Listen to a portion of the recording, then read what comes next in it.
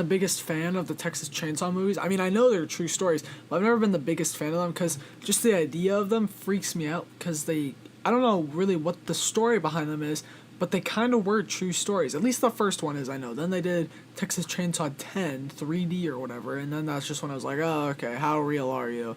But no, it is a real story, and so this newest one is a prequel to the first one that came out in like the 70s or 80s, and it's about how Leatherface came to be Leatherface, and ironically, if you couldn't figure it out, this movie's titled Leatherface. Honestly, this movie's exactly what you expect it to be. When the reviews came out like a year ago, because people saw early screenings, they were just saying it's one of the worst movies in the franchise. And to be honest, I haven't seen every single movie in the Texas Chainsaw franchise, and I can honestly say it probably is one of the worst. It's a boring movie. Nothing really happens that's so, like, exciting. The movie, I guess, starts off pretty good, kind of graphic. I was kind of freaked out by the beginning. It scared me a bit. Not because of, like, it's jump scary, it's just very unnerving to watch with what's going on. But then after that, for, like, half of the movie, it's just them in an insane asylum, and it's just super boring. Nothing really happens. And then once they escape the insane asylum, it's just the same thing. It's super boring. Nothing really happens. There are some cops chasing after Leatherface and his group, and I couldn't even figure out who Leatherface was, because they don't call him Leatherface. He has a name.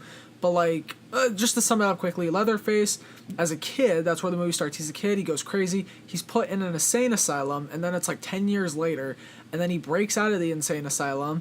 But, like, what I was trying to figure out the whole movie was, who is this? I knew it was about Leatherface, but they wouldn't call the kid by his name. Like, they gave him a different name, and I was super confused. I'm like, wait, are we just following a different group of people, and then he's eventually going to show up and kill that group of people?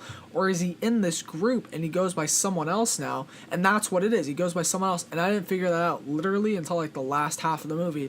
And I don't know if they intended it for it to be like that, but it was just super confusing. I don't get why they did that, because the plot of the movie literally reads Leatherface and a young Leatherface and a group of people escape from an insane asylum. But that's the official plot. That's not like a fan plot. That's the official plot the studio released, and yet we can't even figure out who Leatherface is until like the last 10 minutes of the movie. I thought that was kind of stupid, and it was kind of cheap. And it was really confusing too. The actor Finn Jones is in this movie, so I guess that was what made me enjoy it a little bit for the time he had on screen. If you don't know, he's the dude that played Iron Fist in the Iron Fist TV show and The Defenders. He's not the biggest name actor, but I think after that, he did those two shows, he kind of, started to move upwards. But yeah, he's in this movie for a bit. I mean, doesn't do much, but when he came on screen, I was like, oh, thank God. But yeah, other than that, every single actor in this movie is kind of stupid and not really entertaining to watch. He was literally the only reason I liked this movie. Even the deaths, for a movie that is known for being, some of the most graphic deaths that's known in history, is that the Texas Chainsaw movies are known for being graphic. The deaths in this movie couldn't even be that graphic. It was like when they were making it, they had the idea to do these cool deaths, but they were like, we'll just pull it back a bit. We'll show parts, but not really. I just thought that was kind of weird. It's like, you got a Texas Chainsaw movie, show like deaths and stuff, but they don't really. I mean, they do, but it's just, I don't know, it could have been better. I think really, like I said, that first scene that really freaked me out, that was probably the most graphic we get of a death. Other than that, it's just like, oh, someone gets shot in the head, they're dead. And that's all we get from a Texas Chainsaw movie. I don't know, it was cheap.